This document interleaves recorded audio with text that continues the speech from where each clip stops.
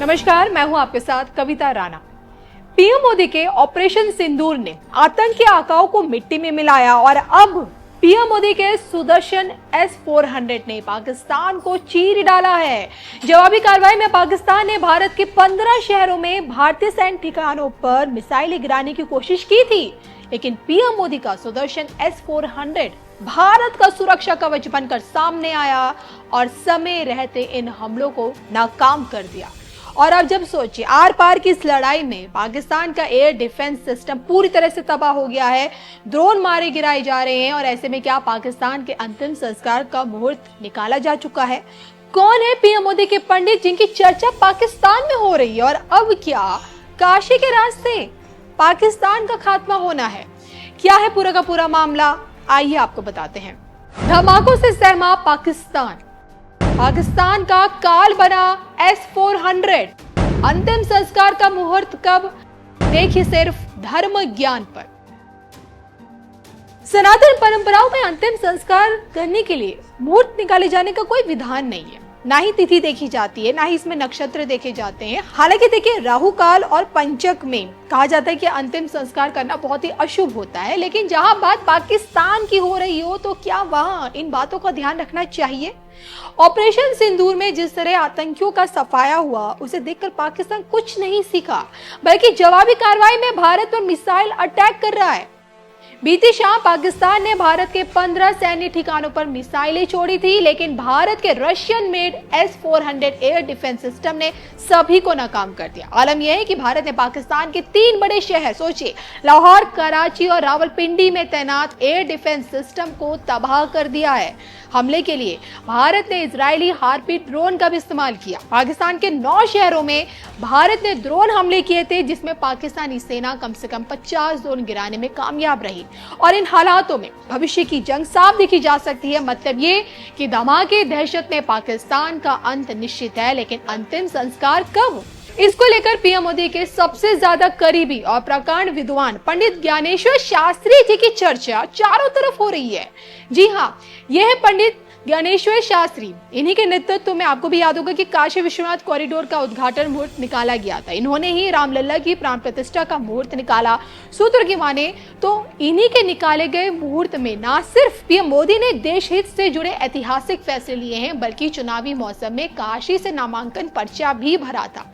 आपको याद होगा कि 2024 के लोकसभा चुनाव के दौरान ही पंडित ज्ञानेश्वर शास्त्री पीएम मोदी के साथ उनके प्रस्तावक बनकर चुनाव आयोग पहुंचे थे। तो पद्मश्री सम्मान से सम्मानित पंडित ज्ञानेश्वर शास्त्री ने राम सेतु को बचाने के लिए रामेश्वरम जाकर सेतु बंधन जयवीर अग्रह मंदिर का पता भी लगाया था।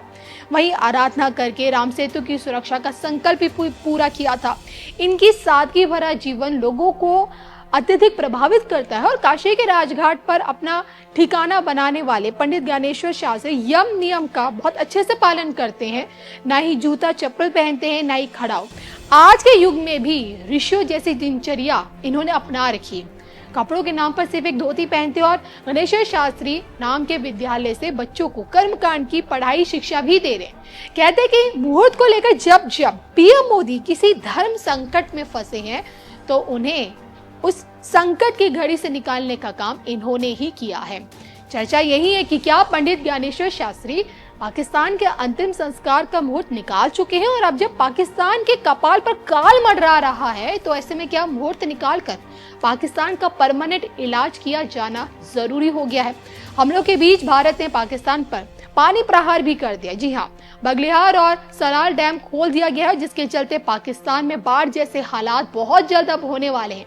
अब बस ये देखना बाकी है कि नक्शे पर आके पाकिस्तान कितने दिनों तक हम सबको नजर आता है।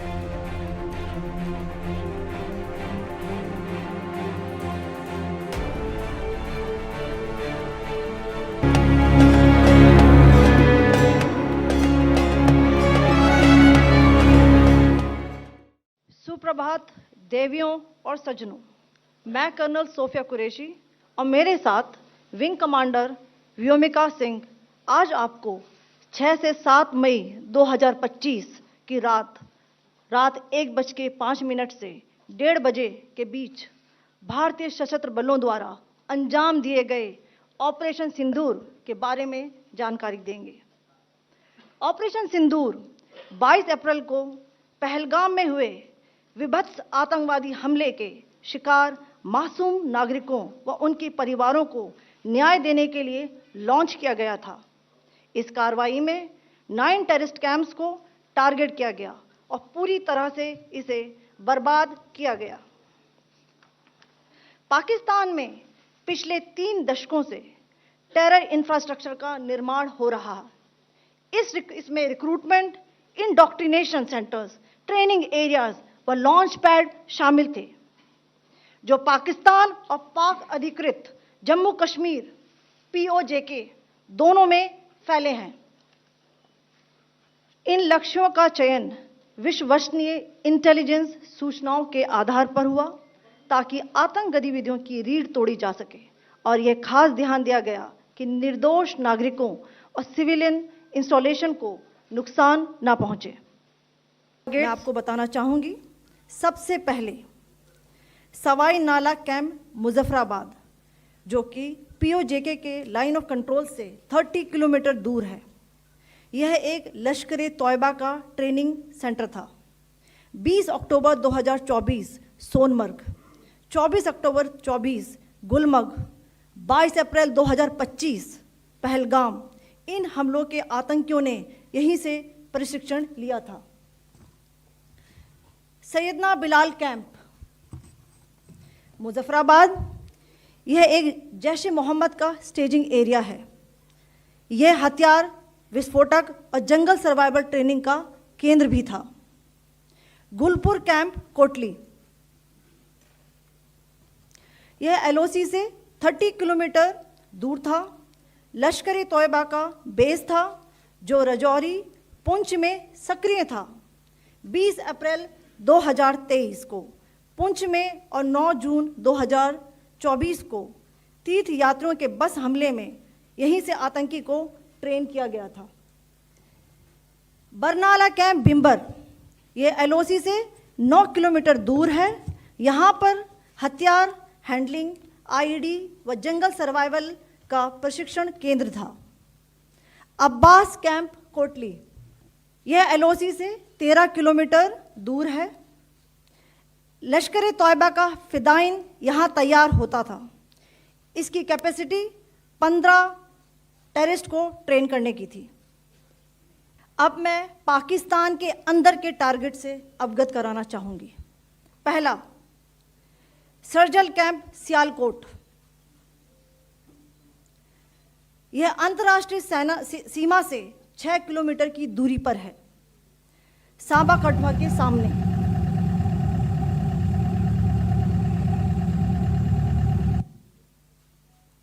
मार्च 2025 में जम्मू एंड कश्मीर पुलिस के 4 जवानों को की जो हत्या की गई थी, उन आतंकवादियों को इसी जगह पर ट्रेन किया गया था। दूसरा, महमूना जाया कैंप सियालकोट,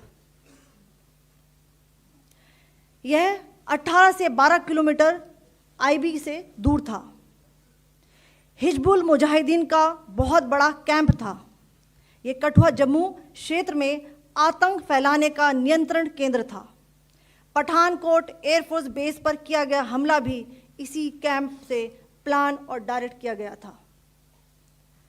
मरकज ताइबा मुरीद के, यह IB से 18 से 25 किलोमीटर दूरी पर है। 2008 के मुंबई हमले के आतंकी भी यहीं से प्रशिक्षित हुए थे। अजमल कसब व डेविड हेडली भी यहाँ ट्रेन हुए थे।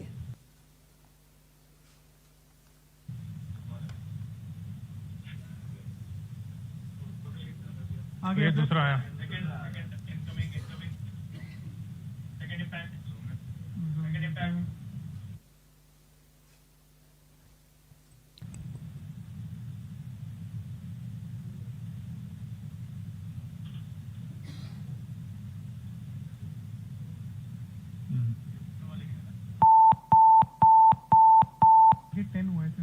टारगेट 10 हुआ, एंक्लोजर सेम ही है। 7 it is hit the target. हाँ हाँ।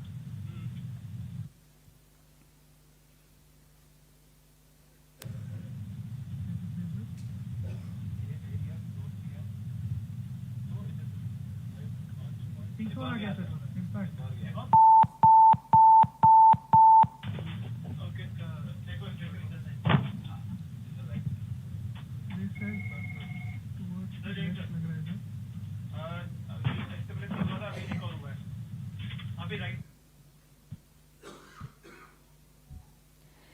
मरकज सुभान अल्लाह भावलपुर ये इंटरनेशनल बाउंड्री से 100 किलोमीटर दूर है। जैश ए मोहम्मद का मुख्यालय था। यहाँ पर रिक्रूटमेंट, ट्रेनिंग व इंडोक्ट्रिनेशन का केंद्र भी था। शीर्ष आतंकी अक्सर यहाँ आते थे। मैं आप सबको बताना चाहती हूँ कि किसी भी सैन्य ठिकाने का निशाना नहीं बनाया गया और अभी तक किसी तरह की नागरिक क्षति की रिपोर्ट नहीं है। धन्यवाद। जय हिंद।